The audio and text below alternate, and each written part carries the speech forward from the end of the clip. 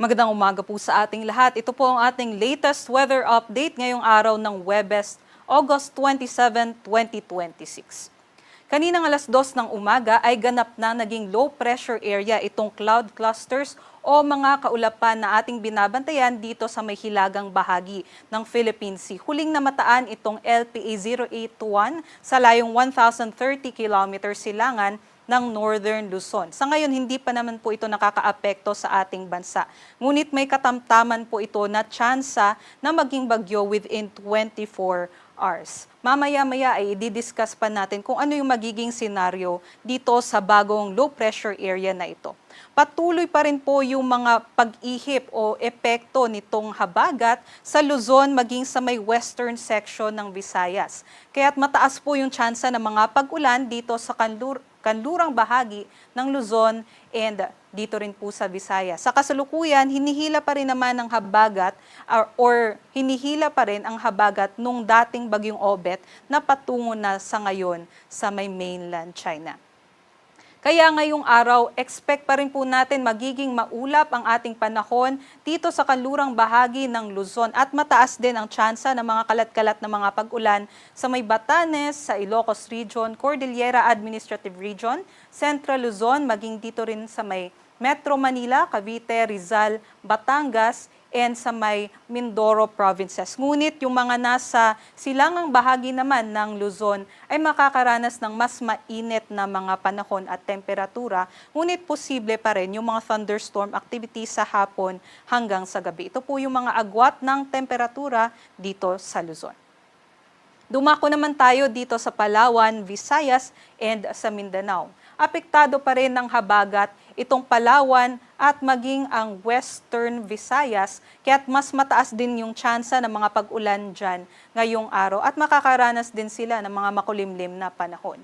Ngunit take note po dito naman sa nalalabing bahagi ng Visayas at maging sa may Mindanao, mainit at maalinsangan pa rin ang ating panahon. Kaya doble ingat sa ating mga kababayan na nandito dahil may mga reports na nga po tayo ng mga drought events dito po sa Visayas and Mindanao. Sa ngayon nga po, ito yung ating mga agwat ng temperatura, ngunit ito po ay mga air temperature pa lamang, iba pa po yung ating heat index na atin pong pinopost sa mga Pag-asa Regional Services Divisions Facebook pages natin. Kaya sana po ay i-check po natin ito para malaman natin kung ano yung magiging heat index natin ngayon at sa susunod pa na araw. Pinakamataas na nakita natin na air temperature ngayong araw ay 34 degrees Celsius dito sa Zamboanga at hanggang 33 degrees naman po sa ilang bahagi pa ng Visayas. So, always po stay hydrated and pagdala po tayo ng payong at panangga po sa matinding sikat ng araw para po sa ating mga kababayan dyan sa Visayas and Mindanao. Para naman po sa ating mga pag-ulan, inaasahan nga natin ngayong araw dulot ng habagat sa Zambales at Occidental Mindoro, posibleng umabot ng more than 50 millimeters yung mga pag-ulan ngayon na maaaring magdulot ng mga localized floodings and also yung mga landslides. So sana po ay stay alert yung ating mga kababayan dyan dahil in the next few days, inaasahan po natin na mas lalakas pa ang habagat. Para naman sa magiging senaryo nitong low pressure area na nasa North Philippine Sea, sa ngayon itong LPA 081, una, mababa naman yung tsansa na ito'y mag-landfall sa anumang bahagi ng ating bansa. At sa ngayon, kumikilos po itong LPA 081 pahilaga. So northward pa ngayon habang nagko-consolidate yung mga kaulapan ng LPA na iyon. Ngunit inaasahan natin kikilos naman po ito pa west-northwestward patungo sa Taiwan in the next few days. Posibleng maging bagyo itong LPA within the next 48 hours. At kung maging bagyo, dahil nasa loob na nga po ito ng ating area of responsibility, ay tatawagin naman natin ito sa local name na pilandok o yung Philippine mouse deer. At sa ngayon nga po, ang magiging indirect effect naman nitong LPA or yung potential na maging bagyo ay hihilahin nito yung habagat simula bukas hanggang sa Tuesday. So anong bang magiging senaryo nga natin dito sa LPA na ito? Sa nakikita nga natin ay in the next few days ay mas lalakas pa yung habagat habang kumikilos pa west-northwestward itong low pressure area na ito.